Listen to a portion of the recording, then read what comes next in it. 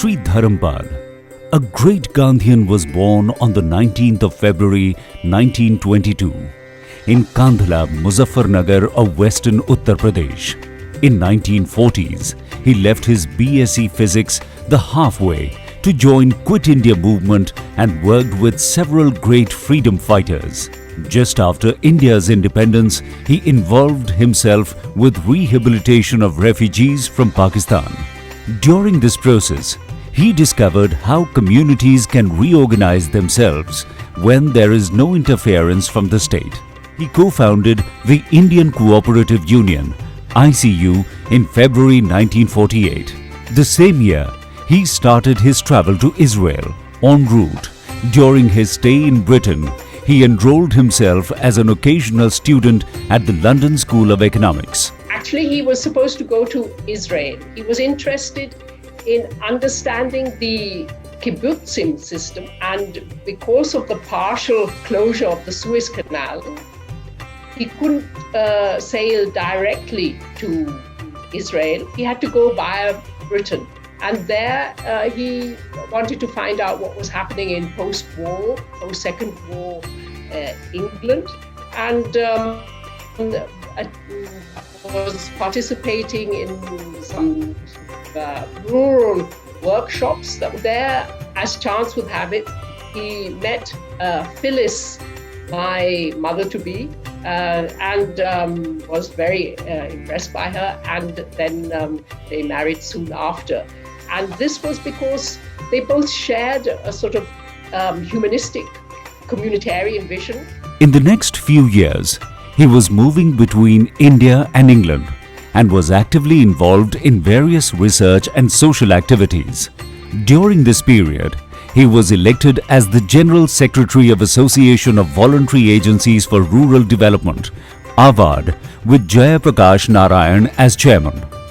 In these 2 decades, Dharampal spent a lot of time studying the British records and other archival sources to understand India and to further what Gandhi understood as the core of the Indian society.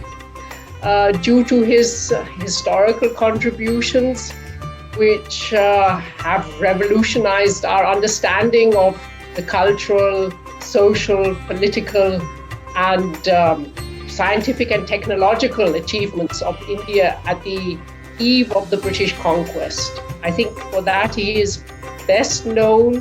In 1962, Dharampal published his first book, Panchayat Raj, as the basis of Indian polity. If we talk about the governance of India today, there is a huge gap between what we want to achieve and what is actually happening at the ground level. And much of the problem perhaps is because we don't know how to go about governing our own society in terms of the local administration, village level, panchayat level, etc. There is a whole lot of talk about it. But in terms of actual implementation, nothing gets very much done. You look at this book of Dharampal, where he makes a study of the panchayat system, you will see that the root of the problem is very much in a certain attitude that we have developed from the colonial time to this day. And he went to Rajasthan to study the panchayati system, the newly formed panchayati system. And when he was talking to the villagers over there, he realized that there was a Sarkari panchayati body, but there was a traditional panchayati body, of which he was not even aware of. And then that led him to discover that the traditional panchayat was very powerful and used to take decisions in a different way. Dharampal's extensive research in the British archives has many findings.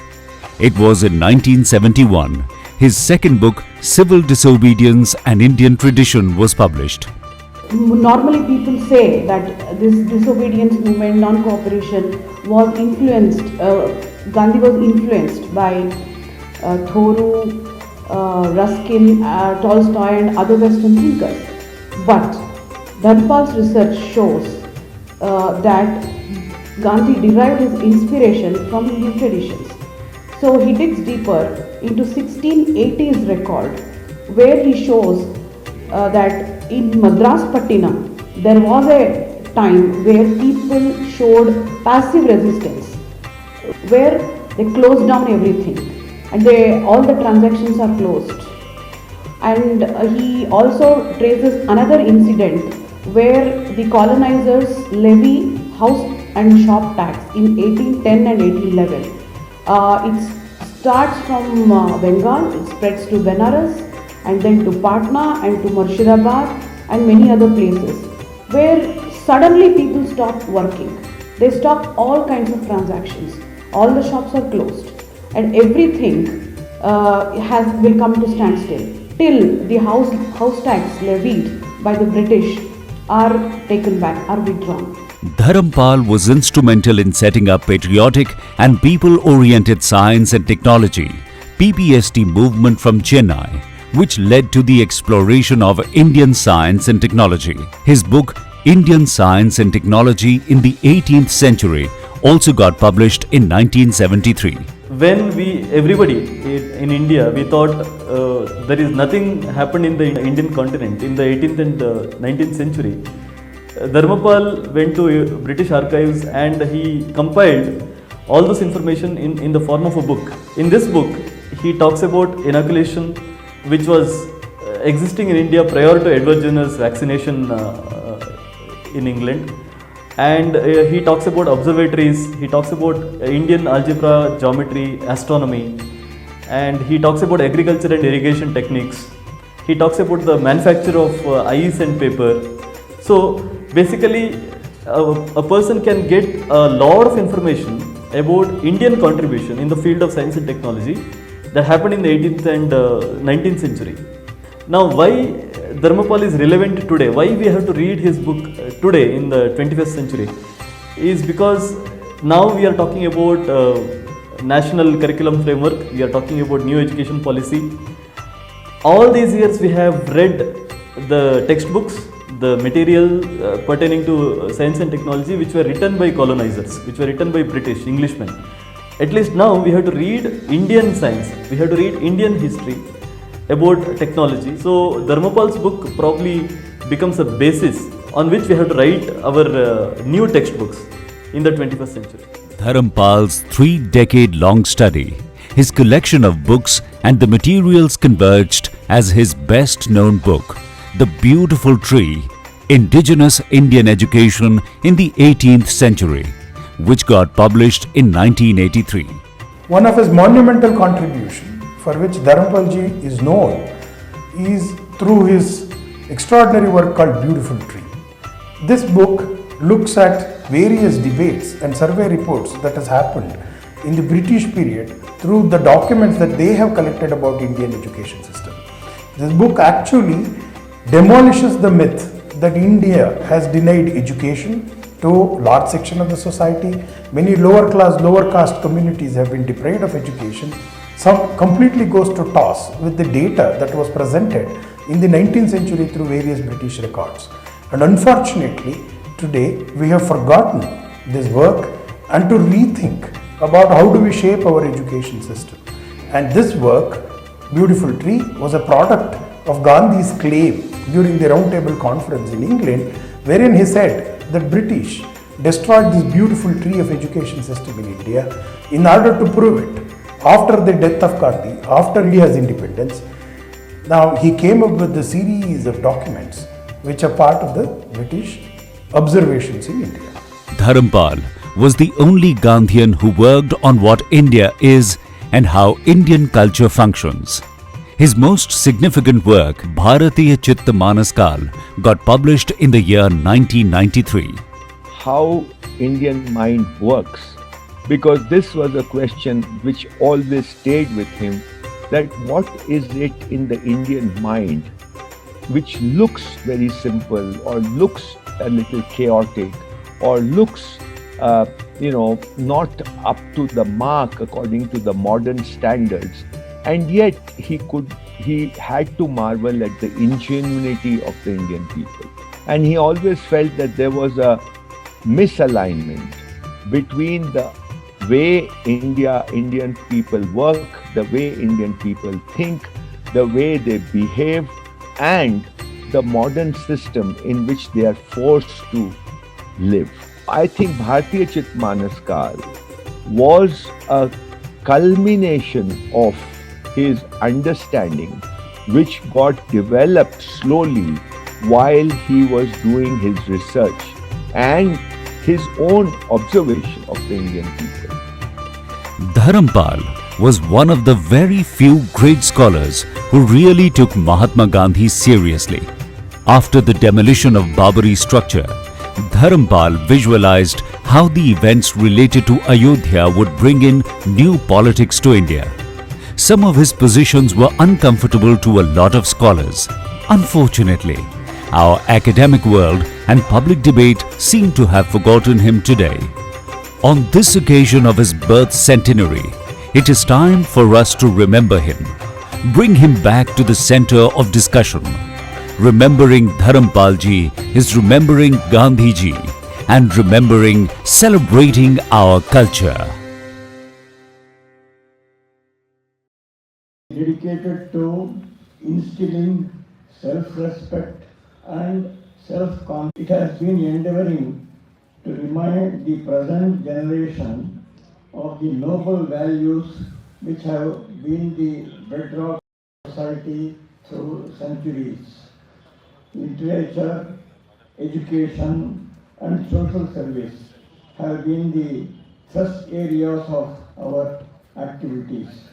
The Parishad now runs over 30 formal educational institutions spread all over Karnataka. It also runs over 200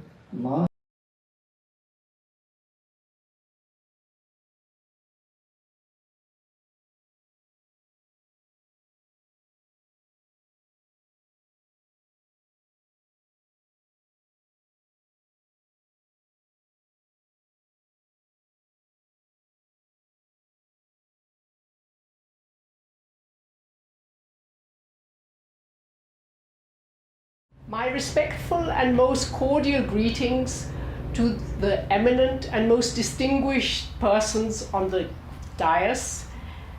These are accompanied by my warmest greetings to all friends, family members, and close associates of Dharampal ji who are assembled here today, either in person or online, to join in this very special inauguration of the birth centenary celebrations of my respected and beloved father. For me, it is a true privilege to be his daughter. And on this auspicious day, it is indeed fortuitous that 5 of his seminal books are being presented to the interested public in a most elegant reprint. This has been possible due to the dedication and commitment of 2 of his closest associates, Dr. M.D. Srinivas and Dr. J.K. Bajaj, as well as thanks to the generous support of the Rashtrathotana Sahitya and the unstinting efforts of many other dedicated persons. I've been asked to say a few words as personal reminiscences about my father from a daughter's perspective, a task that is not too easy in such an august public forum. But since I have at previous occasions engaged with his scholarly contribution, and my comments in this regard have also been published as an introduction to his essential writings, a volume brought out by the Publications Division in 2015, it does seem opportune for me to comply with this request today in celebration of his birth centenary. Dharampal ji has become an iconic personality for many successive generations of Indians in post-independent India. First and foremost, because his extraordinary historical contribution has revolutionized our understanding of the subcontinent's cultural, social, political, technological, and scientific achievements at the eve of the British conquest. To understand how this became possible, let me attempt very briefly, in a cursory manner, to trace his life story and to draw your attention to some defining personality traits that enabled him to have such an impact. First and foremost, throughout his life, he was deeply inspired by Mahatma Gandhi, of whom he caught a first glimpse in 1929 at the Lahore session of the Indian National Congress, when he was only 7 years old. He considered himself, as he's affirmed time and again, to be a child of the Gandhian era. Then, more than a decade later, though being a brilliant student, and as a brilliant student he was about to be admitted to the prestigious engineering college at Roorkee, he had the courage and indeed the audacity, against the wishes of his family, to abandon his BSc studies in physics to join Gandhi's Quit India movement as an underground member of the All India Congress Committee run by Sucheta Kriplani. Then, after being released from prison, rather than continuing his association with the flamboyant side of the Swaraj movement, he decided to engage in rural reconstruction together with Miraben, Gandhiji's British-born disciple, in a small village near Rishikesh, away from the exciting drama that was unfolding in the metropolitan centers. This was because, though only in his early 20s, he already understood the crucial importance of regenerating community structures for building a new India. But then, at partition, he felt compelled to interrupt his efforts at community revitalization, and being put in charge of the Congress Socialist Party Center for the Rehabilitation of Refugees from Pakistan, his organizational skills, and above all, his empathetic understanding for the plight of his fellow Indians came to the fore. And there he came in contact with Kamala Devi Chattopadhyay and Dr. Ram Manohar Lohia. At this juncture, his practical creativity and imagination also received expression in his co-founding the Indian Cooperative Union together with L.C. Jain and others. Then, towards the end of 1948, though being a staunch patriot, but not at all chauvinistic, he decided to travel to Israel to see if their kibbutzim system could serve as a model for the ongoing Indian village reconstruction. Quite amazing, really. But destiny intervened, and due to the partial closure of the Suez Canal, he had to reschedule his sea voyage via England. There, in rural Devonshire, at an educational post-war camp, he met and soon married Phyllis, my mother-to-be, a remarkable English woman who shared his humanistic communitarian vision, which transcended not only nation-state boundaries, but also challenged conventional norms. Returning to India with his young bride, choosing the overland route, they finally visited Israel. But very perceptively, he realized that the kibbutzim's artificially regulated communitarian lifestyle was not suited as a model for the Indian rural environment, which had much more organic social structures. This judicious ability to be selective and to decisively reject alternatives which he considered inappropriate or not viable was one of his defining traits.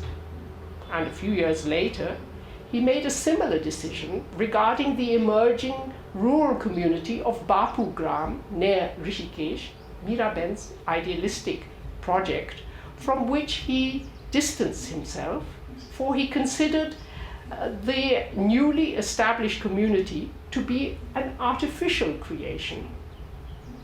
A lot more can be said about this, but above all, what this highlights is his ability to be detached and to have no qualms about rejecting what he considered as non-viable options. This, of course, could be somewhat disconcerting, or rather very disconcerting, for people with whom he was working. A later prominent example was his resignation as General Secretary of AVAD, that is the Association for Voluntary Agencies for Rural Development, founded by Kamala Devi Chattopadhyay and presided over by Jayaprakash Narayan. He resigned from this organization for he was categorically not in favor of this NGO, the first of its kind in India, receiving foreign funding for Indian rural projects.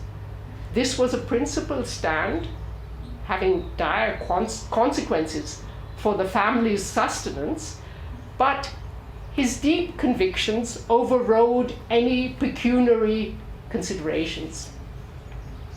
Other examples of his taking a principled stand took the form of hard-hitting written contributions, one of which was his first major publication entitled Panchayati Raj as the Basis of Indian Polity, criticizing the failure of the Constitution in incorporating indigenous grassroots political and administrative structures. This book rightly constitutes the first volume of the reprinted Dharampal Classics series. Another instance was his open letter to the Lok Sabha calling for Nehru's resignation due to his mismanagement of the Indo-China debacle in 1962. This came as a bombshell. His subsequent arrest, along with the two other signatories, co-signatories, N.N. Datta and Roop Narayan, and their imprisonment in Tihar jail caused great consternation in the family, especially for my mother, but in the public sphere, it initiated a much-needed debate about the need for patriotism, the need and the definition of patriotism, the deconstruction of the personality cult, and the importance of freedom of speech in a democracy. Another defining talent of his was his ability to juggle quite dexterously, traveling and living with very restricted financial resources between India and England, and managing to raise a family with 3 children. But of course, this was only possible due to the supportive compliance of my extraordinary mother. But then in the 1960s, he experienced his Agni Pariksha, so to speak, namely by his transforming a family tragedy in London, my brother's almost fatal road accident, through which he incurred severe brain damage, into an opportunity for remapping recent Indian history, the details of which are well known. But let me briefly explain the contextual side. Compelled to relocate to London to provide his much-needed support, as my brother began recovering, my father got involved in meticulous and assiduous archival research, single-handedly, having no formal historical training and without any official funding. He started researching into early British colonial records, and for him they represented the only valuable legacy of the British Raj. For being convinced of the fundamental viability of Indian society, he was intent on refuting the deeply ingrained conventional view of India being a degenerate and dysfunctional society at the eve of the British conquest. And in this he succeeded magnificently, as testified by the reprinted volumes. For me, as a teenager, it was flabbergasting to experience at close hand his incredible zeal and commitment, spending 10 hours day after day in the archives, meticulously copying by hand reams and reams of documentary evidence. Then, on returning home late at night, typing this evidence into his Olivetti typewriter so that he could send off carbon copies of his precious findings to friends in India. And when governmental response was lacking or non-committal, not giving up, he succeeded in subsequent decades in impacting successive generations of young minds, enabling them to rediscover India, being reassured of the vitality of Indian society. Today, inspired by his example, we, his heirs, are called upon to continue his work with renewed vigor in manifold ways as appropriate for our respective expertise. Our efforts at redeeming India would be a befitting tribute to Shri Dharampalji in celebration of his birth anniversary. Thank you very much. We carried forward systematically to discover all of what the European observers of the 18th and 19th century have documented about the sciences and technologies of India. Dharampalji, after all, was a single person. He collected perhaps some 20 articles on the different technologies, but thousands of papers of that kind would have been written by the European observers and sent back home at that time. I think we need to make a systematic institutional effort to discover all those papers, and it's not something which is difficult. It can be finished perhaps in a couple of years. We also need to systematically look into these older science and technologies of India, some of which may still be surviving, and perhaps all of them can help us improve our current practices and lead to innovative ways and solutions. Some, on the metallurgy part of Dharampalji's book, some work was done by IIT Bombay, but it was very cursory where we need to go much more systematically into these sciences and technologies. Therefore, we should consider setting up a national institutional framework dedicated to documenting and learning from the sciences and technologies that were practiced in India until the recent past, the kind of technologies that Dharampalji has documented in this book. The principal scientific advisor to the government of India is here with us, is chairing this function. I will strongly urge that we make a strong effort. This is some competent work which can be completed very quickly, and we should make a institutional, systematic effort to do this work.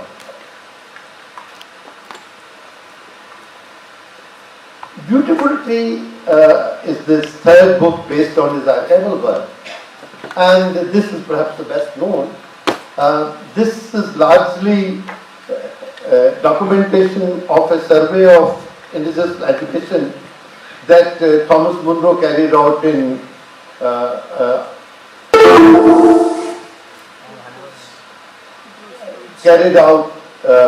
in the presidency of Madras. It was a huge presidency. It would be all of Odisha, large parts of Odisha, and all of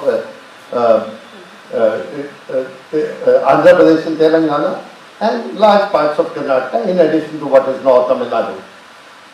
The 20 collectors have reported about what was the education system present at that time, and it is worth reading the details they are giving. In that book, he has also given extracts from the reports of W. Adam, which concerns West Bengal, and Leitner, which was a little later, which concerns the indigenous education system in Punjab. What the book tells us that the public education at the elementary as well as the higher levels was widespread in all parts of India until the British started uprooting and replacing it with their own education system. This term, uprooting and replacing it with their own education system, is Mahatma Gandhi's. He used this word in this context. And he said because of this uprooting, the beautiful tree of indigenous education has wilted, and we have to recover that tree. That's why the name Beautiful Tree for this book. It took several decades for the British system to cover any significant proportion of Indians. Meanwhile, much of India was forced into illiteracy. The Indian system of education covered all sections of society and all castes. This is the second important conclusion of the book. Those so-called lower and scheduled castes of today had a significant share in the system, both as students as teachers. And this share is quantified in that book. It's not just saying that it's significant, it gives a quantitative.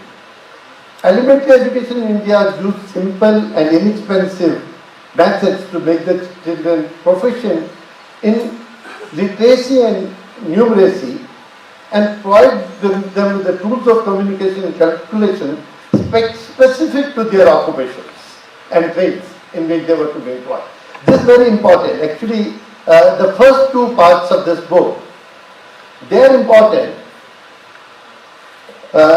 because they tell us that it was widespread education and there was great equity. But there is one part of the book which has not been appreciated so much. It tells us what the Indian education was trying to achieve. And what it was trying to achieve was that every student in about 4 to 5 years or 6 years should become proficient in literacy and numeracy specific to the trade and occupation that he is going to practice later. So Vyavaharik Shiksha was the basis of this, and I think we have to learn from that pedagogy, that objective of education, because all reports on education that we have tell us that we are trying to teach a lot, but we are far away from conveying, imparting functional literacy and functional numeracy to a large number of children. And this is what functional literacy and functional numeracy is what India was achieving, and was achieving through very simple methods and almost inexpensively, almost at no cost. And that was Gandhiji said, that if we go the British way, it will take us hundreds of years to achieve functional literacy, and he is proving to be correct. If we go the Beautiful Tree way, maybe we can achieve it in a few years. The last book that we are publishing, and in a way this is the last book of Dharampalji, Bharatiya Chitra Manas and Kal. He wrote some other books, but this was actually the capstone of his work.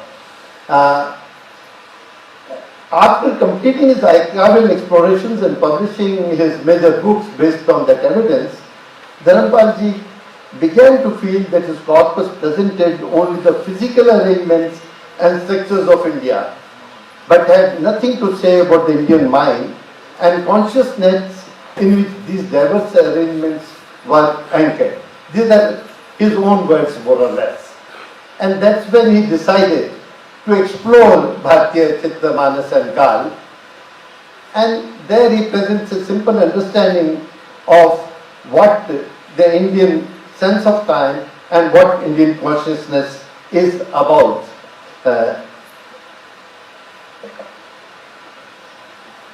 What this book teaches us is that societies, civilizations and nations have a sense of their own which is different from others in the world.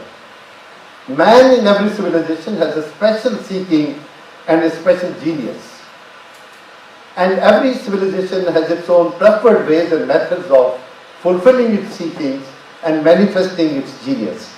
This is one thing we learn from Dhanapal. All his work keeps on repeating this, that every civilization has an objective to fulfill and method to teach. And that method and that objective in India we have to rediscover, and unless we do that, we will not become Vishwaguru, as Kanchi Acharya is trying to tell us. The sense of civilization, its seekings, preferences and genius are often documented in its classical literature, which to some extent also forms the history of all those seekings were fulfilled, the preferences were expressed and the genius manifested in the past. I remember when Dharmapalji decided, MD perhaps procured 200 copies of different Puranas, different Vedas, both in Hindi and in English. And Dharmapalji had this genius that he could go through a large corpus very quickly and find out what he is seeking. That's what that genius has got expressed.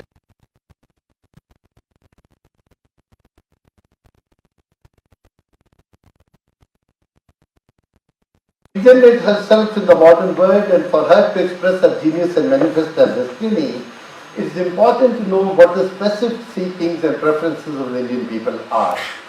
This requires a serious and extensive study of our classical literature, including the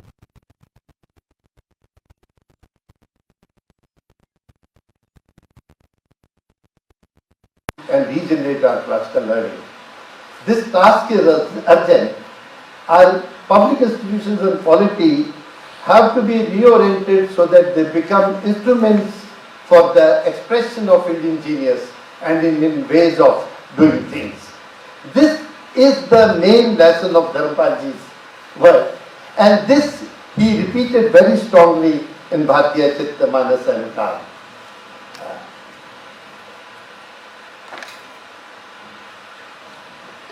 This is all the slides. We are fortunate that we have got the opportunity to spend a great deal of time with Dharmapalji and working on this, bringing out these 5 volumes, editing the original editions, looking at the sources once again, has been a great learning experience.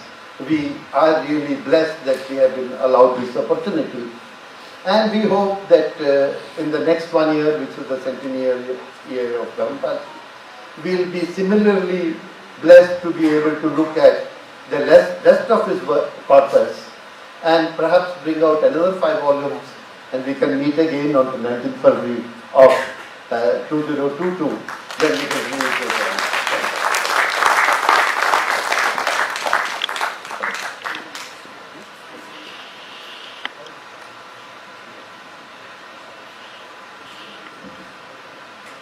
धन्यवाद जी. Respected Professor Vijay Raghavan ji also has sent us his presiding address through a record clipping. Greatly sensing his absence, let us all listen to his words.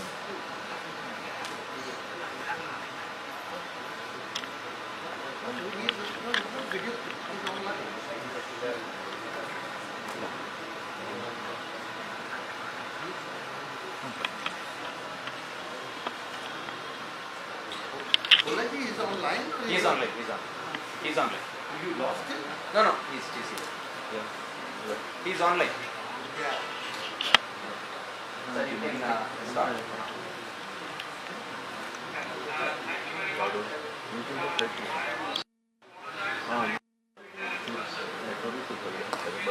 Pleasure and an honor to be there on this great occasion for the release of his book. Radhakrishnan, maybe you can mute, otherwise there's some echo. Yeah. Yes. It would have been a great honor for me to be there, and the loss is mine that I cannot be with you. We are going through in the history of the world a very interesting time where there is an opportunity for us in countries such as India to understand and reclaim our rootedness in terms of our culture, science and technology. What has happened over many centuries is the effective appropriation of the definition of the link between culture and science, and there is a sort of one dominant narrative. What Dharmapalji has done is to rescue us from that dominant narrative by looking at the records, and I'm sure that a lot of you have heard already all about this. I could not hear the talks, so I don't know what has been said.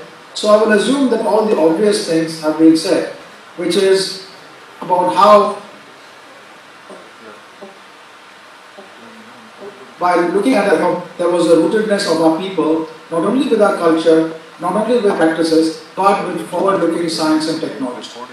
Now, one of the big challenges we have today is the exponential rise of the power which comes from technology. If there is one kind of approach to science and technology, and that starts dominating, that not only becomes the major economic force all over the world, but it also becomes a major narrative about how science and how technology are linked to people's needs, values and ambitions. Now that results in a removal of purpose, a deculturalization, as it were, of people from their surroundings. Now this has happened in India steadily, and you can see that today. In India, we have on one hand a France and Germany, and on the other hand a very different Bharat surrounding that. The France and the Germany is like pepper, and the rest of the country is like salt, and no matter how much water you put, the salt and the pepper don't seem to be able to mix. So we need a new narrative about the way our science and our approaches to science and technology can be, amongst the best in the world, get from the best in the world, yet have a deep rootedness.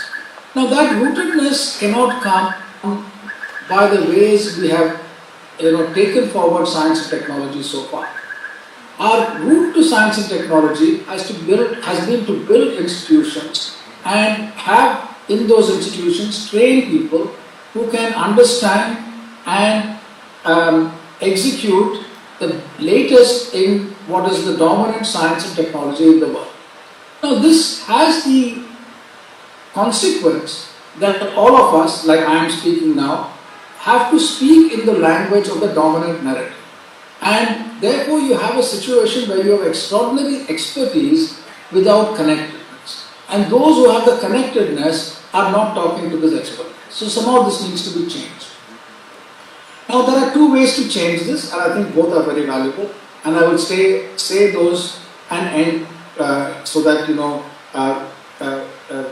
with these two thoughts. The first is language. Now, if we make English the language of advanced research and conversation in science and technology, and indeed the dominance elsewhere, we are not going to be able to have a combination of our abstraction capabilities, our rootedness in our language, and from that thinking about science and technology. If we use English alone as the language of our communication and our work in science and technology, we will be at best extraordinarily good at imitating, but we cannot emulate best practices in the country and the world and do wonderfully well. So we have to change the dominance of English in our conversation. How do we do that? Fortunately, for a variety of reasons, technology is actually enabling that now. It is possible to have a completely bilingual approach where at every level you have the opportunity to study in your own language every kind of text, both which are rooted in your locality, in your region, and your culture and your practices, and the ones which are used elsewhere all over the world. So this bilingual approach to education is now feasible, and we must do that. The second issue is something slightly more complicated, and that is about how we look at science and technology in our context.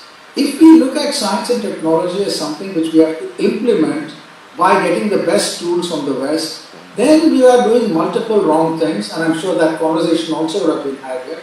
You are importing things with all the bells and whistles which are not relevant to our context. And therefore somehow we must have a connection between the strongest of science and technology and abstraction which is rooted in our situation. That means the opening up of our education and research system to the best of science and technology with a rootedness there. Today, 90% of our research funding goes to those institutions where 10% of our students go. 90% of our students go to state universities and colleges where research funding doesn't come. But with the new National Research Foundation and the new education policy, there is an opportunity to open the doors of research to our large population of students and people in general. You don't have to be a college going student. You can be a farmer, you can be a laborer. You should still have the flexibility to do research in your context. Now that combined with the learning in multiple languages, your language and other languages, allows you to potentially do world-class research which has a great rootedness. Such an approach, for it to be successful, cannot come top-down. It will have to be decentralized. It has to have a movement of people wanting to be connected to each other and to their society. And it cannot come by elites trying to bring, quote-unquote, bring people into research and education. This is intermediary approach to education will not work. It has to be, imbibed by people and be a mass movement. That is what I think Dharampal's work outlined about how, in practice, people used to have their research into application in multiple ways, and today's dramatically changing world allows that to happen, having a rootedness as well as a connectedness all over the world. Thank you.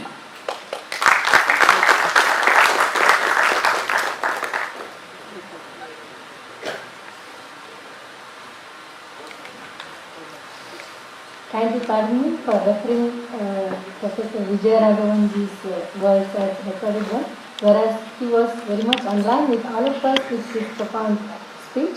Thanks to technology for connecting us so beautifully and clearly. I now request Shri Suresh Soniji to say a few words.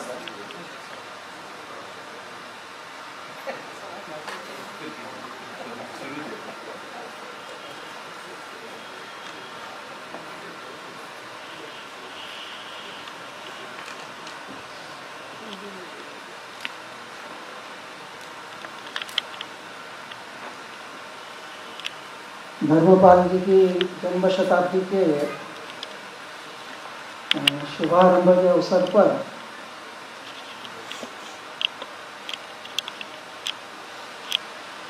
उनके जीवन भर का जो एक अध्ययन था, अनुभव था, विश्लेषण था, जो समय समय पर प्रकाशित हुआ,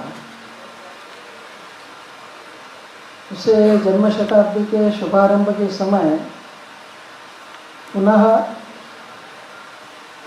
अधिक प्रामाणिकता से, शुद्धता से सारे एरर्स को दूर करके प्रकाशित करने का जो प्रयत्न हुआ है, और इसलिए धर्मपाल जी की क्लासिक सीरीज के पहले 5 वॉल्यूम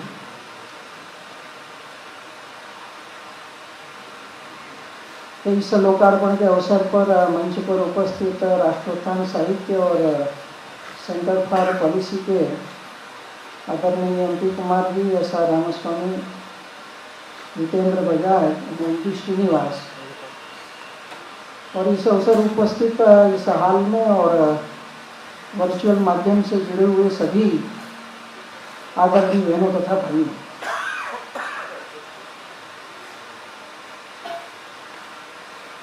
धर्मपाल जी ने जो अनुभव किया, अध्ययन किया, आज के जमाने के अंदर उसको स्थापित करना है, ये बड़ा कठिन काम है। और इसलिए आज के कार्यक्रम में भी हम सबको ध्यान में आ जाए, इसलिए वर्षा के रूप में एक योगदान आया।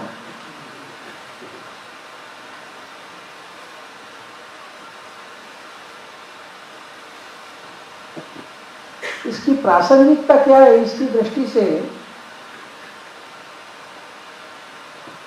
2-3 बातें मेरे मन में आती है।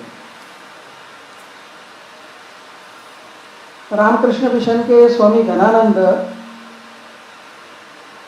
इंग्लैंड में जो रामकृष्ण मिशन का केंद्र था, वे उसके प्रमुख थे। तो उन्होंने रामकृष्ण परमहंस पर एक पुस्तक लिखी। उस पुस्तक की प्रीफेस के लिए उन्होंने अर्नाल्ड टाइनबी को आग्रह किया। तो अर्नाल्ड टाइनबी ने जो प्रीफेस लिखी उस पुस्तक की, उसमें उन्होंने लास्ट में एक पैराग्राफ में दो बड़ी महत्व की बातें की। उन्होंने कहा कि मानव जाति का विकास यात्रा चल रही है, विभिन्न सभ्यताएं एक दूसरे के साथ में इंटरेक्शन करती हैं, एक दूसरे को प्रभावित करती हैं। तो वर्तमान समय के अंदर 400-500 साल के अंदर मानव जाति के विकास का प्रथम अध्याय यूरोप में लिखा है। लेकिन आगे वो कहते हैं, लेकिन इसका अंतिम अध्याय यह भारतीय होगा। और फिर आगे उन्होंने कहा कि अगर मानव जाति को अपना स्वयं का आत्मविनाश नहीं करना है तो ये अंतिम अध्याय भारतीय होना अनिवार्य है। तो भारत का जो एक सनातन चिंतन है, ट्रेडिशन है, उसकी प्रासंगिकता क्या है, उसके संदर्भ में ये एक वाक्य है। अब टाइम भी तो ये कहते हैं, लेकिन भारत में दूसरी समस्या है जिनका उल्लेख किया गया। साइंस एंड टेक्नोलॉजी वाला जो वॉल्यूम है उनका 18वीं सेंचुरी का, उसकी प्रस्तावना DS कोठारी जी ने लिखी। तो DS कोठारी जब कभी लेक्चर देते थे देश में, तो इंटेलेक्चुअल मीटिंग में वो एक वाक्य कभी कभी कहा करते थे कि भारत के इंटेलेक्चुअल की सबसे बड़ी प्रॉब्लम है कि उसका ग्रेविटेशनल सेंटर भारत से बाहर है।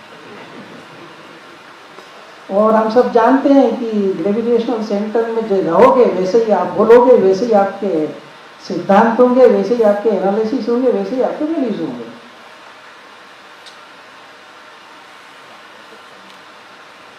और ब्रिटिशों की सत्ता रही तो उनको अपनी सारी जो आइडियाज हैं, उनके अपने जो विश्लेषण है, उसी नज़र से देखने के लिए एक सिस्टम बन गया।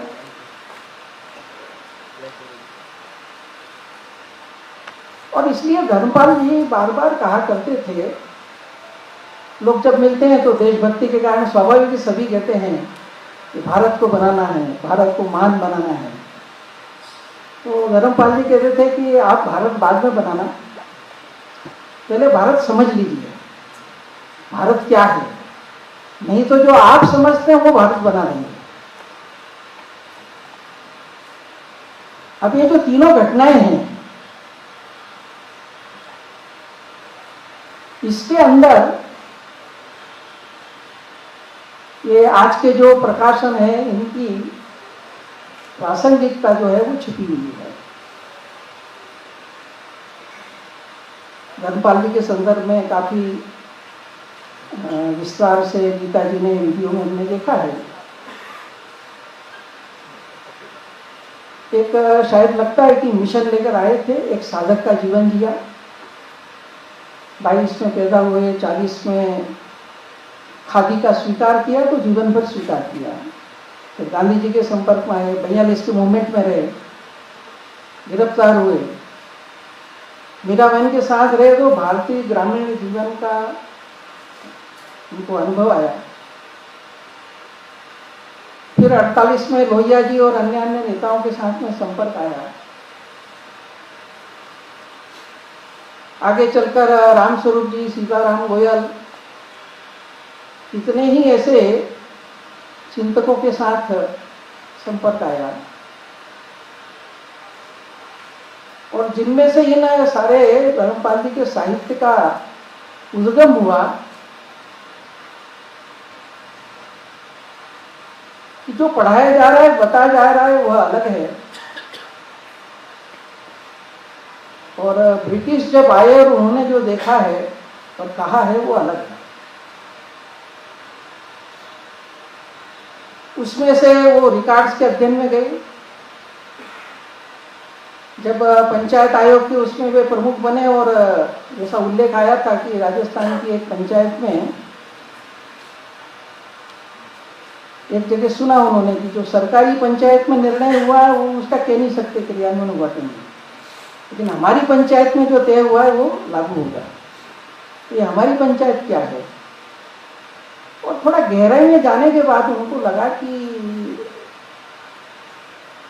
जिस समाज को हम जाहिल अज्ञानी ऐसा समझते हैं, ऐसा नहीं है। ये बहुत बुद्धिमान है, इसका एक अपना अंतर संबंध है, उसका एक अपना अंतर जाल है। ये इंडिजिनस सोचता है, समस्याओं के समाधान निकालता है, और इस प्रकार से ये समाज का भी प्रत्यक्ष अनुभव निरीक्षण और ये रिकॉर्ड्स का भी निरीक्षण, इन सबका समन्वय ये पुस्तकों में हुआ है। पुस्तकों की प्रासंगिकता बजाज जी ने काफी रख दी है। केवल एक पुस्तक छोड़कर, भारतीय चित्त, मानस और काल, बाकी की जो 4 पुस्तकें हैं उसमें धर्मपाल जी ने अपना कोई व्यू, अपनी कोई बात ऐसी बहुत नहीं लिखी है। उन्होंने जो अकाउंट्स हैं, जो बहस हैं, जो रिकॉर्ड्स हैं, वो हमारे सामने रख दिए हैं कि आप देखिए।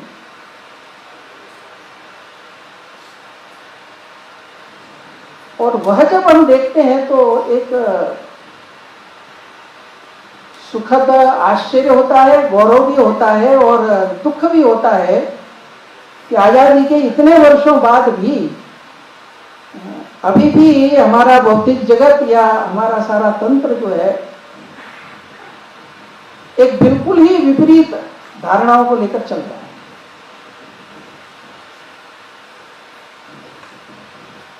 पहली जैसे पंचायत राज का कहा, उसमें बताया कि कॉन्स्टिट्यूशन असेंबली में बहस हुई, जो भी बातें हुई, लेकिन भारत के पंचायत सिस्टम को समाप्त करने का डिसीजन जब हाउस ऑफ कॉमन्स में हो रहा था तो उस समय चार्ल्स मेटकाफ का जो भाषण है, बड़ा पोएटिक भाषण है।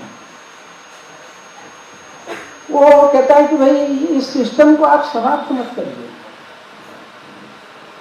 वर्णन करता है कि हिंदुस्तान के अंदर काल के लंबे के अंदर सत्ताएं आई और गई, साम्राज्य आए और गए, सुल्तान और सम्राट आए और गए, लेकिन दिल्ली में सल्तनतें किसी की भी रही होगी, लेकिन हर गांव के अंदर ये, चूंकि वेस्ट का था और उनको जो अनुभव था वो, और ग्रीक उस समय के रिपब्लिक का उसका आइडिया था, और उसने कहा कि ये स्वयं स्वावलंबी, आत्मनिर्भर और स्वयं निर्णय करने के अंदर, अपने आप के अंदर यह एक यूनिक रिपब्लिक जैसे है। लेकिन वो व्यवस्था तोड़ दी गई। तोड़ने में सेंट्रलाइजेशन आया। जो एंशियंट पंचायत थी उसको सब पावर थे, उसको जुडिशरी पावर थे, उसको फाइनेंशियल पावर थे, उसको और सुरक्षा के भी पावर थे, इसलिए जमीनों के फैसले वो करते थे। छोटे मोटे मसले हों तो उसको हल कर लेते थे। जो कर लेते थे उसमें से एक भाग राजा को देते थे, बाकी गांव की विकास के लिए लगाते थे। जब ब्रिटिश ने सिस्टम खत्म किया तो सारे पावर्स वहां से ले लिए, और जो पंचायत के रेवेन्यू पावर थे वहां पटवारी आ गया, जो जुडिशरी पावर थे वहां अदालतें आ गई, कोर्ट्स आ गई, और जो सिक्योरिटी की पावर थी वहां पुलिस आ गई। और सामान्य भारत का जनजीवन इन तीनों से ही परेशान रहा है वर्षों तक। तो जब वो कहते हैं कि हमारा बेसिक क्या था उसको समझना, तो पुस्तक में क्या बहस हुई मैं उसमें नहीं जाता, लेकिन आने वाले भविष्य के लिए यह एक सोचने का विषय है। साइंस एंड टेक्नोलॉजी वाले में जो महत्व की बात है, धर्मपाल जी फ्रॉम नॉन टू अननोन बढ़े आगे। बहुत प्राचीन काल में क्या था क्या नहीं था बहस हो सकती है, लेकिन बाहर के लोगों ने यहाँ आने पर, और ब्रिटिशों ने राज किया, उनने सब हमारा तंत्र बनाया, उससे प्रभावित जनरेशन्स खड़ी हुई। लेकिन वो जब यहाँ आए तब भिन्न भिन्न क्षेत्रों में क्या था उसका डिटेल वर्णन उसमें है, और मुझे लगता है कि वो हर एक को पढ़ना चाहिए। 2-3 प्रसंग उसमें जो है केवल कि जॉन प्लेफेयर ये रॉयल एस्ट्रोनॉमर था, और 1789 में उसने अपना पेपर पढ़ा था कॉन्फ्रेंस में। तो लाभेट ये श्याम में एम्बेसडर था, वो यहाँ आया तो 2 पंचांग लेके आया, एक पंचांग वहाँ का लेके आया उस देश का। एक मिशनरी ने 2 पंचांग भेजे, एक वाराणसी का था और एक दक्षिण भारत का था। जब प्लेफेयर ने उनको देखा तो वो लगा कि जिसमें मेरिडियन रेखा जो है श्याम के पंचांग में, वो वहां की नहीं है, ये वाराणसी की है। तो ये क्या है? और डिटेल में जाने पर उसको लगा कि भारत में कोई भी पंचांग हो, कहीं भी हो, सभी लोग स्टार्टिंग जो है उसके लिए वो एक शब्द प्रयोग करते हैं, कली संवत। ये क्या है? तो किस टाइम पर सारे ग्रह एक रेखा में आए थे, वहां से कली का प्रारंभ होता है। वो टाइम कुछ उस समय से 4000 साल पहले जाता है। तो लास्ट में उसके निष्कर्ष थे कि ये एक्यूरेसी से लिखा है, इसका मतलब उन्होंने देखा होगा। इसका अर्थ है कि 4-5 हजार साल पहले से ये विज्ञान ऑब्जर्वेशन का यहाँ था और सारे देश में एक ही समान चलता है, तो उसको स्प्रेड होने में भी 2-3 हजार साल लगे होंगे। तो यहाँ पर इसकी परंपरा इतनी पुरानी है। रॉबर्ट बार्कर 1777 में बनारस गया, वहां की ऑब्जर्वेटरी में उसने एक एक जो नाप देखे तो आश्चर्यचकित रह गया, इतनी एक्यूरेसी, इतनी परफेक्ट है। जब इस तथ्य को देखते हैं, आयरन का प्रश्न है, आने वाले समय के अंदर रेल की पटरियां जब अंग्रेजों की बनी और बाकी सारा विकास हुआ, उसका बड़ा महत्व था। तो बेंजामिन हाइन जो है वह रामनाथपेट है, तो छोटा सा गांव है, उसने देखा वहां 40 लोहे की फर्नेस है, भट्टियां हैं, और जो लोहा तैयार होता है उसकी क्वालिटी भी अच्छी, कीमत भी कम है। जेम्स फ्रैंकलिन जबलपुर और पन्ना इसके आसपास के एरिया के अंदर 1827 के अप्रैल में गया और जून तक वहां रहा और उसने डिटेल जो सारी फर्नेसेस थी उनके अध्ययन किए। उसका जो आलेख है उसके अंदर उन फर्नेसेस के एक एक बारीकी से डिटेल से किस प्रकार की है, कैसे होता है, कैसी प्रोसेस होती है।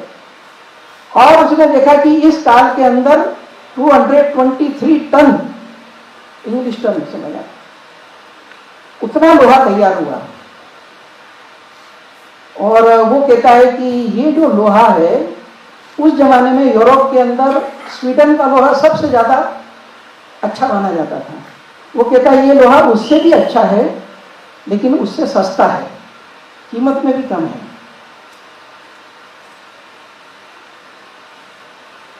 ये जो वैक्सीनेशन की बात आई तो डॉक्टर जेनन 1778 के अंदर ये वैक्सीनेशन उन्होंने इजाद किया। डॉक्टर ओलिवर का एक मेडिकल जर्नल के अंदर लेके 1731 का, जेनर के पहले, तो उसमें बंगाल के अंदर स्मॉल पॉक्स के लिए जो ऑपरेशन होता है इनोकुलेशन, इसके लिए वैक्सीनेशन के लिए, तो किस तरह से वो पशु को लाते हैं, प्रिजर्व करते हैं, किस ढंग से वो वैक्सीन ये करते हैं, उसका डिटेल प्रैक्टिस इन बंगाल। और फिर वो उसमें लिखता है कि पिछले 100 ईयर्स से ये प्रैक्टिस यहाँ पर चल रही है। तो कहने का तात्पर्य इतना ही है कि इस पुस्तक के अंदर उन्होंने अपना कुछ नहीं कहा है, जो है वह बताया है। शिक्षा की बात आई और उसमें जो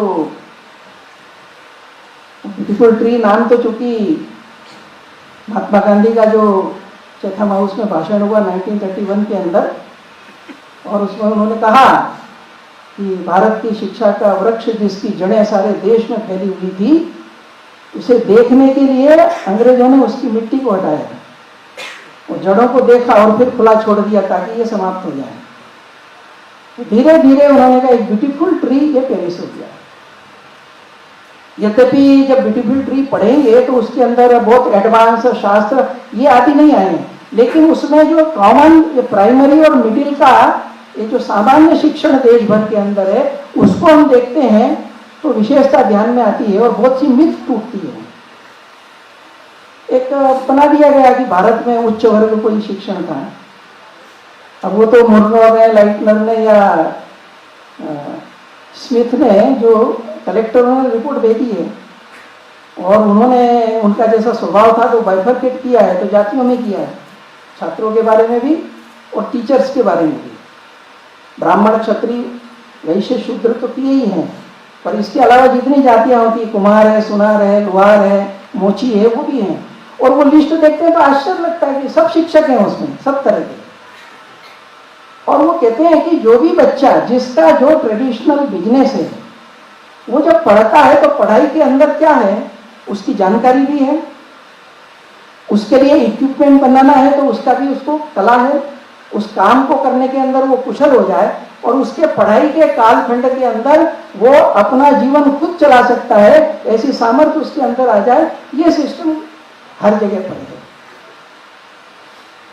वो कैसे चलते थे, उनका पोषण कैसे होता था, वो डिटेल विषय है। आज हम देखते हैं कि इंजीनियरिंग करने के बाद भी नौकरी ढूंढता रहता है, प्रैक्टिकल कुछ कर नहीं पाता है। ये जो पूरी थ्योरेटिकल पूरी की पूरी एजुकेशन हुई, अब नई शिक्षा नीति में बातें चल रही हैं कि 6ठी कक्षा से ही वो कुशल बनना चाहिए। तो इस नाते से यह एक सामाजिक स्तर पर, और ये विभिन्न प्रकार की कारीगरियां और कला कौशल और इन सब बातों के अंदर हर बालक, उससे संबंधित आवश्यक गणित, उससे संबंध आवश्यक टेक्नोलॉजी और उसके ट्रेड आदि के लिए जो आवश्यक समझदारी चाहिए, उस सबकी दृष्टि से एक सिस्टम, एक चित्र हमको इसमें दिखाई देता है। बाकी के अंदर जो रिकॉर्ड्स हैं सारे, तो गांधी जी तो 1920 के बाद उनका चालू हुआ, लेकिन उसमें 1810 से 15 तक अलग अलग मजिस्ट्रेटों के इनके जो पत्र व्यवहार है आदि है वो उसके अंदर दिए हैं। ये 4 किताबें एक तरह से ये जितने भी अकाउंट्स आती हैं उसके संदर्भ में है। अगली किताब है वो एक तरह से धर्मपाल जी का जो चिंतन रहा है उसको, और वो चिंतन में भी कभी उन्होंने ये नहीं कहा कि मैंने सब कुछ समझ लिया है और ये है। उनके आप पढ़ेंगे भाषा तो अभी मैं कुछ कह नहीं सकता इसमें क्या होगा, रास्ता कैसे निकलेगा, आगे कैसे जाएगा, लेकिन आने वाली जनरेशन इसको करे। लेकिन ये बातें जिनके बारे में सोचना चाहिए, और वह पुस्तक है भारतीय चित्त मानस और काल।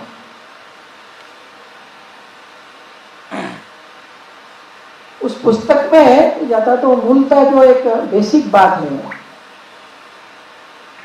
कि सभ्यताओं को अगर समझना है तो सभ्यता का चित्त समझना पड़ेगा, उसका मानस समझना पड़ेगा और काल। अब चित्त जो है वो दार्शनिक विषय, उसकी कोई यहाँ चर्चा नहीं करना। हमारे यहाँ माना गया है कि चित्त वो बेस है जहां पर हमारे करोड़ों जन्मों की जो हमारी स्मृतियां हैं वे सब जहां डाटा बैंक है वो चित्त, और यूनिवर्सल जब होता है तो वो चिति हो जाती है। तो जब हम कहते हैं भारत का चित्त, वो केवल अंग्रेज आए या उसके पहले के 400-500 साल का नहीं है। भारतीय जनमानस जो है वो ट्रेडिशन से चला आया है, तो हजारों साल के संस्कार ये भारतीय मान। तो भारत का चित्त कैसा है, उस चित्त के आधार पर मानस बनता है, विचारधाराएं बनती हैं, विचार सरणी बनती है, और इसलिए जो बिहेवियर अंतर दिखता है इस्लामिक या यूरोपीय प्रभुत्व विश्व में जहां जहां गया, वहां हम देखते हैं कि मूल को विनाश करना और अपने अंदर ढालना उसको, और वहां की व्यवस्थाओं को तोड़ना मरोड़ना। कहीं का भी आप इतिहास यही दिखेगा आपको। तो उनका एक चित्त है, उनका एक मानस उसमें से बना है। लेकिन भारत का यूरोप के अभ्युदय के पहले 2000 साल का इतिहास अगर आप देखेंगे तो व्यापार के अंदर ग्रीक से लेकर, अरब से लेकर के अफ्रीका तक और प्रत्यक्ष सिविलाइजेशनल आदान प्रदान प्रचुरता से लिविंग, ये पूरा और ईरान से लेकर के और इधर वियतनाम तक और सेंट्रल एशिया और चाइना, जापान, सब तरफ आपको दिखाई देगा। लेकिन इस पूरी हिस्ट्री के अंदर कहीं भी आप किसी भी सोसाइटी की इंडिजिनस जो विशेषता उसको समाप्त करना नहीं देखेंगे। जो जहां है वहां से उसको अपलिफ्ट किया, एडिशन किया। और इसलिए आज भी उन देशों के अंदर, कंबोडिया में जाएंगे तो आज भी वो याद करते हैं कि हमको खेती सिखाई।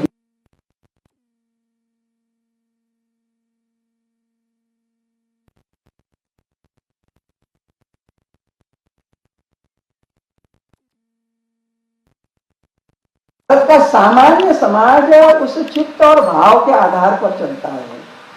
एक विदेशी विचार से हम उसके मानस को पकड़ने का प्रयत्न कर रहे हैं। और तीसरी बात वो कहते थे काल। आज जब भी कोई बात होती है, हिस्ट्री की चर्चा होगी तो काल की चर्चा होगी, काल की चर्चा होगी तो दो ही हमारे पास पैरामीटर है, एक बीसी है, एक एडी है। क्राइस्ट एक पॉइंट बन गए और इतिहास चलता रहता है इसके अंदर। तो कहते थे कि भारत की काल धारणा को समझने की जरूरत है। तो हमारे यहाँ का आदमी जो है, एक तो हमारे यहाँ का काल जो वो साइक्लिक है,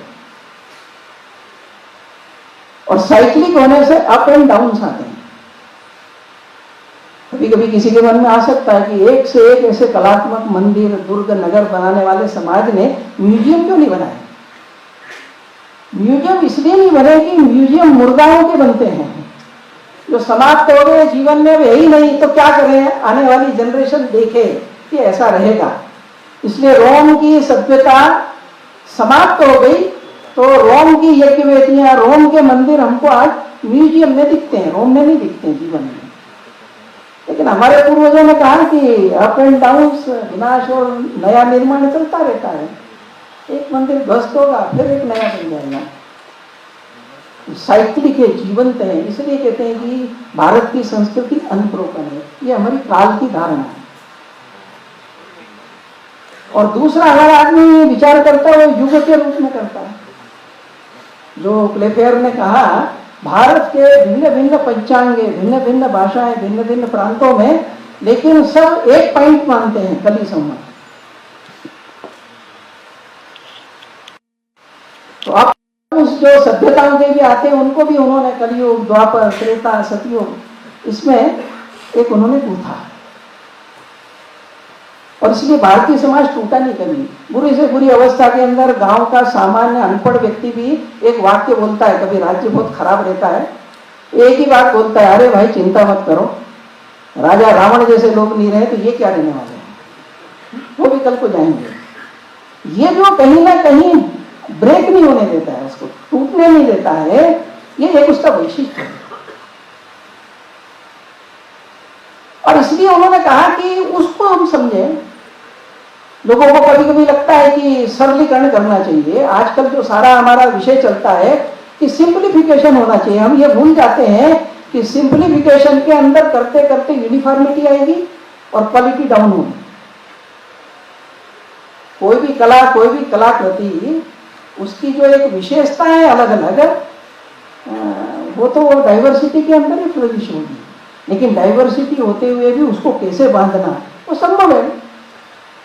इसलिए भारत की कालगणना में देखेंगे आप, पूरे हिंदुस्तान के अंदर किसी भी प्रांत में, किसी भी जगह पर, चाहे भूमि पूजन हो, चाहे गृह प्रवेश हो, चाहे विवाह हो, चाहे मृत्यु हो, चाहे बालक का जन्म हो, कोई भी प्रसंग हो, हर प्रसंग के समय एक काल गणना की पद्धति थी, संकल्प मंत्र। और उसमें क्रिएशन चालू हुआ, वहां से लेकर के वर्तमान में फिर कलयुग, और कलयुग के अंदर फिर कौन सा संवत है और कौन सा अयन है, कौन सा मास है, कौन सी ऋतु है, कौन सा मास है, कौन सा पक्ष है, कौन सा सप्ताह है, कौन सा दिन है, कितना टाइम है, किसकी माता और पिता का कौन लड़का किस हेतु से ये काम कर रहा है। ये संकल्प मंत्र में कॉमन रहता है। आजकल पंडित भी कुछ तो भी बोल देता है और सुनने वाला भी मुख नहीं रहता है सुनने का। एक धार्मिक विधि है, कुछ ना कुछ कर लो। पर उन्होंने कहा कि जो भारत का एक आम आदमी, ये जो चित्त मानस काल है, इसकी एक दीर्घ यात्रा है, उसको समझता है। दूसरी बात उनका है कि ये जो हमारे यहाँ पर परिवर्तन होना चाहिए, जड़ समाज कोई नहीं रहता है, लेकिन हिंदुस्तान ने रिवॉल्यूशन का मार्ग नहीं अपनाया, इवोल्यूशन का अपनाया। रिवॉल्यूशन में एक पूरा का पूरा फिर सब कुछ समाप्त हो जाता है। जब समाप्त हो जाता है तो आप जड़ों से कट जाते हैं, और इवोल्यूशन में जो अनावश्यक है वो छटता जाता है, नया जुड़ता जाता है, प्रोसेस चलती रहती है। आजकल बहुत सारे विषय चलते हैं महिला को लेकर के, और भारत के अंदर ये वर्णाश्रम और इसके अंदर शूद्र वगैरह का धर्मपाल जी उसमें उल्लेख करते हैं चित्तमानस काल में। हमारे एक कथाओं में समझाते थे, एक कथा आती है ना, एक ऋषि है, उसने बड़ा घनघोर तप किया, उसको शक्ति मिली, और जब वो जगा तो एक पक्षी ने उसके ऊपर गिट कर दिया, तो उसने क्रोध से देखा, वो भस्म हो गया, उसको अहंकार हुआ मेरे पास पावर आ गई। वो भिक्षा मांगने गया तो महिला अपने पति की सेवा में थी, आने में देर हो गई। देर से जब आई तो उन्होंने बड़ा क्रोध से उसको देखा, तो महिला ने कहा कि महाराज आप इतना क्रोध से क्यों देख रहे हैं मुझे, मैं कोई वो पक्षी नहीं हूँ जो भस्म हो जाऊंगी। उसको एकदम झटका लगा, मैंने इतना तप किया और ये सामान्य घर का काम करने वाली महिला के पास ये पावर कहाँ से आई। तो एकदम नम्र हुए और फिर उन्होंने कहा कि मुझे ज्ञान दीजिए। बोले मैं तो अभी व्यस्त हूँ, तो एक पता दे दी, वहां जाओ। वो क्या है, तो वो मांस बेचने का व्यापार करता है, व्याध। तो उसको और आश्चर्य लगा कि मैं ऋषि और व्याध से शिक्षा लेना है। जब वहां गया तो वो अपने बेचने के लिए काटने में व्यस्त था। तो फिर बाद में उसने अच्छा तुमको उस महिला ने भेजा है। तो इसको आश्चर्य लगा कि भाई इनको कैसे पता लगा।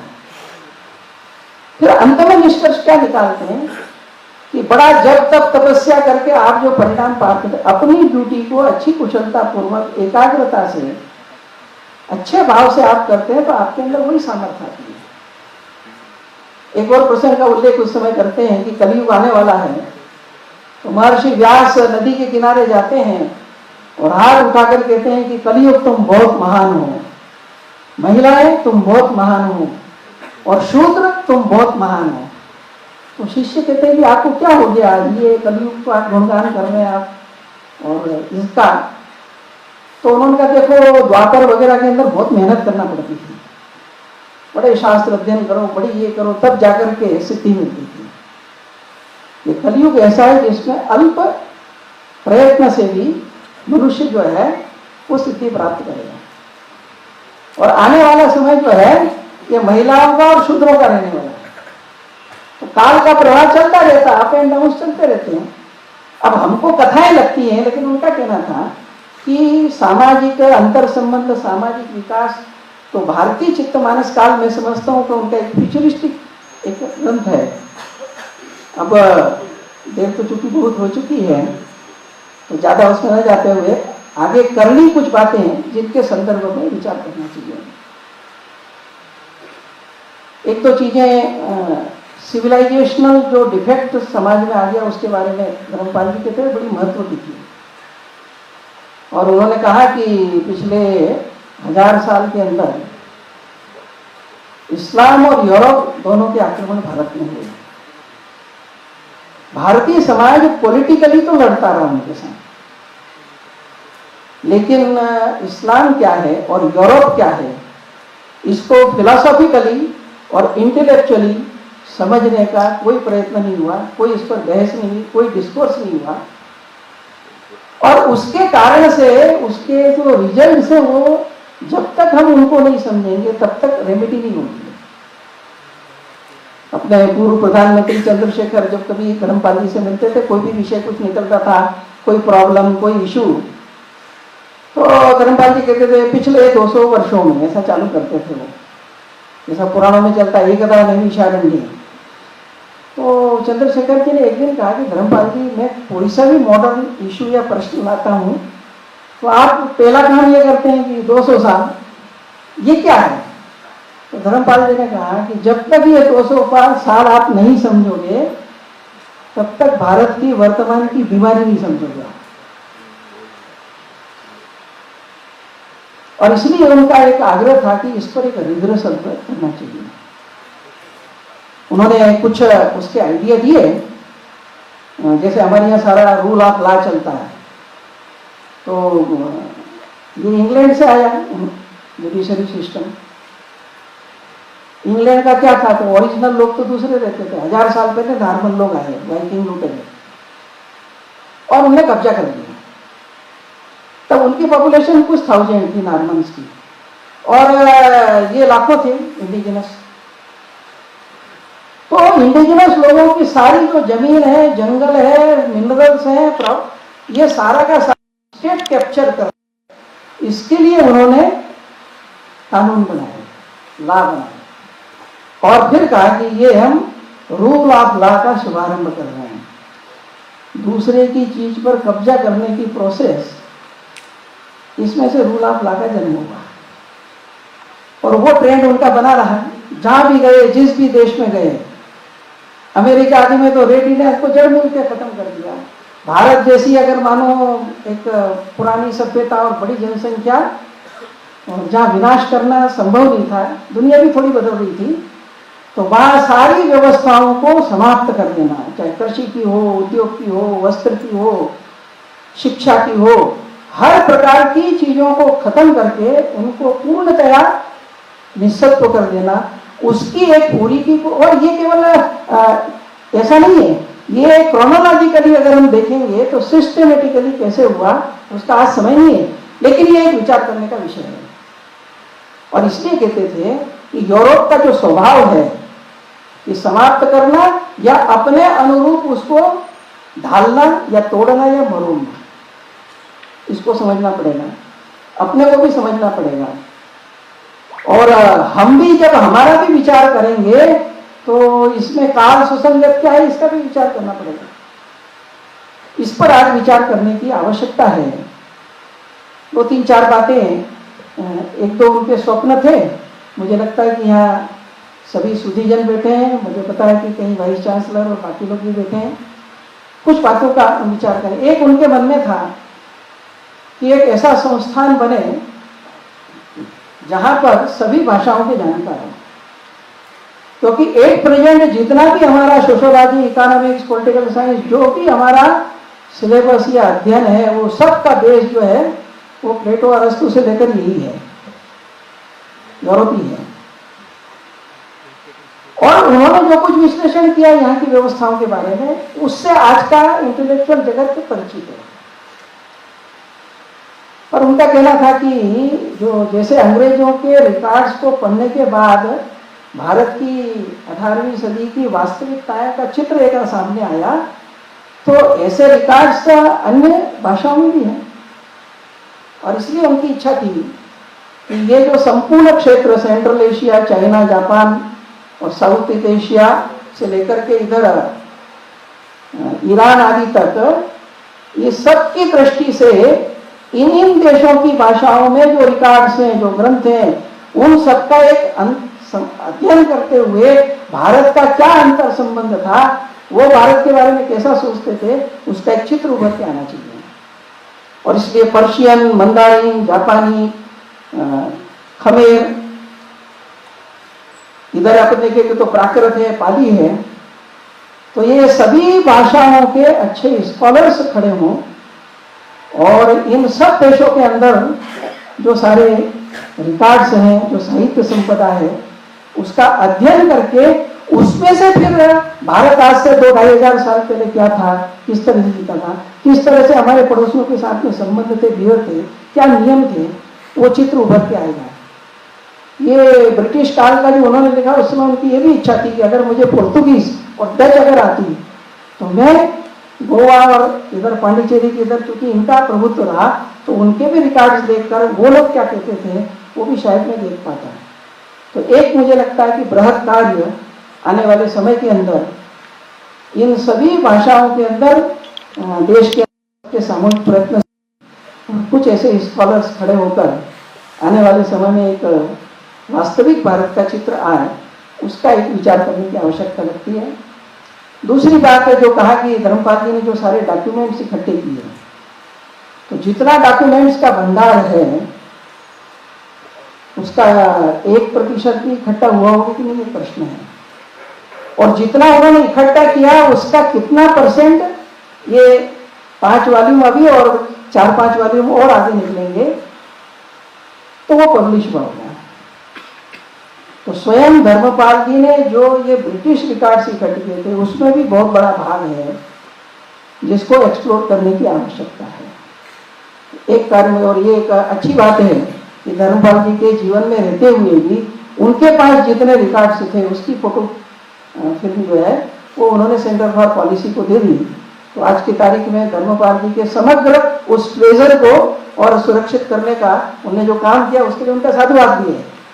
तो वो एक माध्यम बन सकता है कि आने वाले और कुछ नए वॉल्यूम्स उस विषय के अंदर बने। दूसरा एक विषय लगता है कि ये देश का दुर्भाग्य है कि जो जड़ों से जुड़े हुए इंटेलेक्चुअल्स उस पर कुछ समूह बने लेकिन सिस्टम में नहीं आ पाए, चाहे शिक्षा के बारे में या विज्ञान के बारे में या पंचायत सिस्टम के बारे में, इन सब के बारे में जो तथ्य हैं वो क्या हमारे इसके हिस्से नहीं बनना चाहिए। दूसरा एक मुझे लगता है कि जो भी वाइस चांसलर्स हैं वो अगर एक टास्क लेते हैं कि उनके यहाँ की जो बोर्ड ऑफ स्टडीज हैं और एकेडमिक काउंसिल्स हैं, बोर्ड ऑफ स्टडीज के एकेडमिक काउंसिल्स के लोग इनको देखें, इनका अध्ययन करें और इनको इनके इनपुट्स जो हैं वह अपने विश्वविद्यालय के अंदर कैसे हम आने वाली जनरेशन को दे सकते हैं। एक दूसरा विषय लगता है कि जिसके संदर्भ में सोचने की आवश्यकता है। एक तीसरी बात, इन सबको देखते हुए इसमें से और भारत का एक जो चित्र उभर के आता है इसको सरल भाषा के अंदर प्राथमिक और हायर सेकेंडरी इनके विद्यार्थियों के लिए एक छोटी छोटी बुकलेट्स बनकर उनके बीच में प्रचारित करना, इसकी दृष्टि से एक सोचने की आवश्यकता है। धर्मपाल जी कहते थे कि भारतीय समाज की जो वर्तमान त्रासदी है कि अपने चित्त मानस को समझकर काल में अपना है उसको सहेजना और वर्तमान विश्व के जो आधुनिक परिवर्तन और प्रवृत्तियां हैं उनको कैसे स्थान देना, इसका मार्ग अभी खोज नहीं पाया। आने वाला टास्क इसका है और ये करने की प्रोसेस करना, यानी जो डीएस कोठारी ने मैंने शुरू में कहा इंटेलेक्चुअल की सबसे बड़ी प्रॉब्लम है कि ग्रेविटेशनल सेंटर भारत से बाहर है। तो भारत को बनाना है तो सबसे पहले भारत में स्थित होना होगा, समझना होगा एक। और वो अगर हम करते हैं और फिर समयानुकूल युगानुकूल परिवर्तन करते हुए बाहर का हम एडाप्ट करते हैं। दीनदयाल जी कहते थे कि ज्ञान की धारा अखंड चलती है, वो रुकती नहीं है। तो जो बाहर का है उसको देशानुकूल करके लेना और जो अपने देश का है उसको युगानुकूल करके लेना, इस प्रोसेस को एडाप्ट अगर हम करते हैं तो निश्चित रूप से ये भारतीय चिंतन, भारतीय समाज की जो संवेदनशीलता है, उसका जो व्यवहार जगत के प्रति, प्रकृति के प्रति रहा है और जिसका विश्व ने अनुभव किया है और जिसका गौरवपूर्ण उल्लेख अपने प्रथम भाषण में विवेकानंद जी ने शिकागो के वक्तृता में किया था, उस भारत को निर्माण करने की जो डेस्टिनी है जिसका उल्लेख कहीं भी नहीं किया कि अंतिम अध्याय भारतीय होना, मैं समझता हूँ कि धर्मपाल जी ने हमारे लिए एक पगडंडी बनाई थी। हम सब उस पर चलेंगे तो एक मार्ग बनेगा और लोग जुड़ते जाएंगे, वो राजमार्ग बनेगा और वो राजमार्ग जो अपने देश के महापुरुष और बाहर के भी चिंतकों की इच्छा है, भारत की डेस्टिनी, उसके द्वार तक हमको ले जाएंगे। धर्मपाल जी की जन्म शताब्दी का ये प्रारंभ आने वाले वर्ष भर के अंदर मुझे लगता है कि एक बौद्धिक विमर्श इसको आगे बढ़ाने की दृष्टि से फलदायी हो और हम सब लोग इसके अंदर लगे। यही धर्मपाल जी के प्रति हम सबकी एक सच्ची श्रद्धांजलि होगी। इतना ही निवेदन करते हुए, देर हो गई थी फिर भी आप सबने इतना धैर्य से मुझे सुना, इसलिए आप सबका आभार मानते हुए मैं अपनी वाणी को विराम देता हूँ।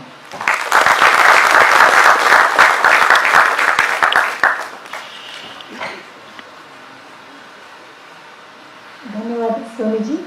I now request the dignitaries to honor Shri Soni ji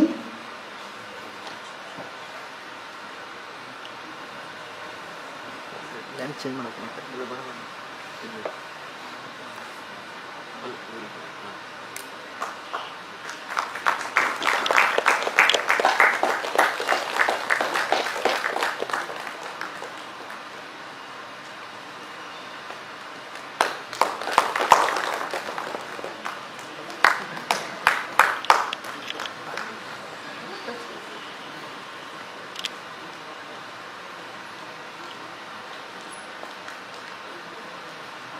I shall now request Sri L.D. Srinivas ji to render vote of thanks.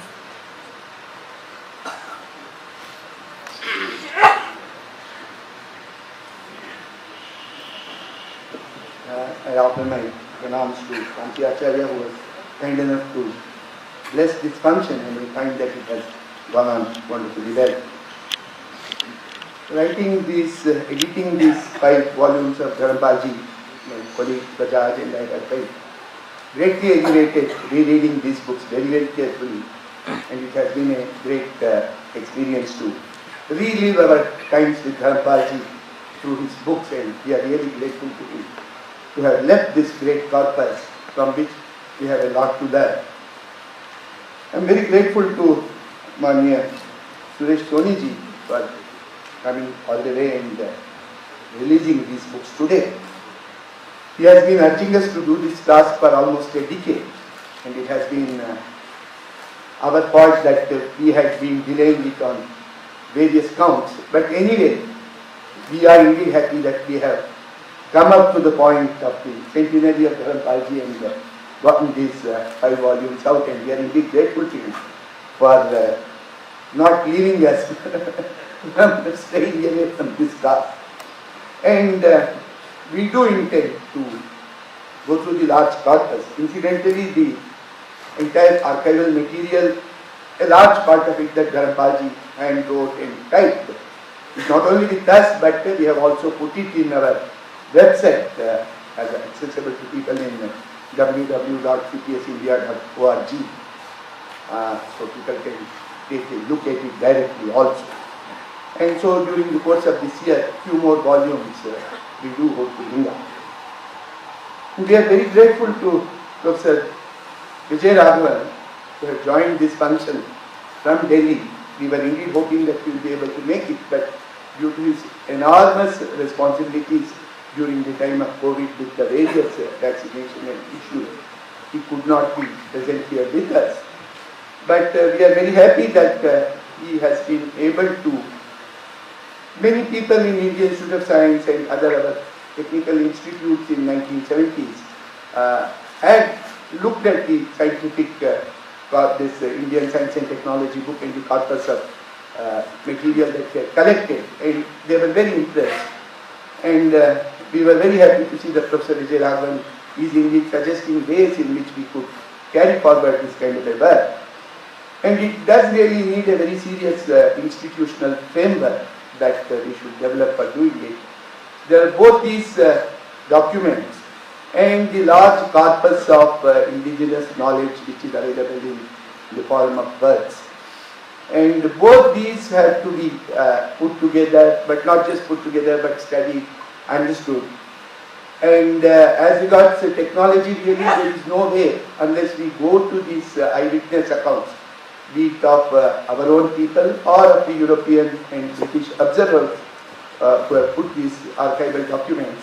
And it was a one-man army of Dharampalji would not be enough to do this kind of a task. All through his life he kept on urging that this should be a task which is not a very difficult task. In 5-10 years, India will be able to have all these kinds of records, which gives us access to these technologies as they were practiced, and evaluate them and incorporate them in our future endeavors. In the same way, this very large corpus of knowledge which is in the form of manuscripts and books, indeed we find very small fraction. In fact, in astronomy mathematics I found that out of 10,000 source works we have hardly edited 5%, around 450-500.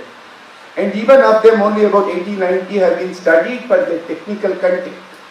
So if this is the extent to which we have done, and we are more or less understanding our past and our source work only through the efforts of European Indologists of last 200 years, instead of going back to them and studying them ourselves, And this is a task again, it's a great institutional task that not only in science, in all areas, and I am sure the various dignitaries here and our principal scientific advisor, such distinguished personalities, will find that we develop that kind of an institutional framework, that in our institutions of learning, we take this up as an immediate task, priority task. I am very grateful to Professor Geeta Dharampalji, who had to have been in Kandla today to start this birth centenary in his birthplace. She was very kind enough to give this very beautiful video recounting a daughter's view of her father's great birth. We are grateful to Sri Ram Swamiji for his very beautiful inaugural address. And more than anything else, we are extremely grateful to Rashtrotthan Parishad for bringing out these books in such a wonderful way. And the amount of work that Sri Kumarji, Sri Radhakrishna Hollaji, Sri Dinesh Hegdeji, the printing press, the designer Ram Gautam, all of them have put in the last couple of months has been enormous. 1,200 pages of material have to be put together. And I'm grateful to all of you for this, listening to us. We were really enchanted that Soniji has given us almost a blueprint for us to follow in the coming year. And I hope all of us will make our own efforts to do something in that direction. And finally, the wonderful rendering of invocation by Anirudh and Vikram Hegde in the Sandhya elevated this program. I thank all of you. Namaskar.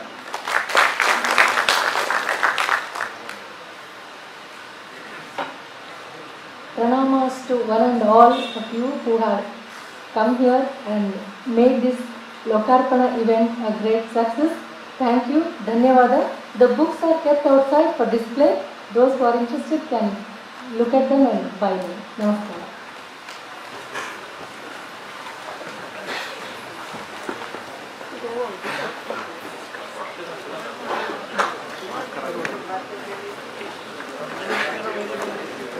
Online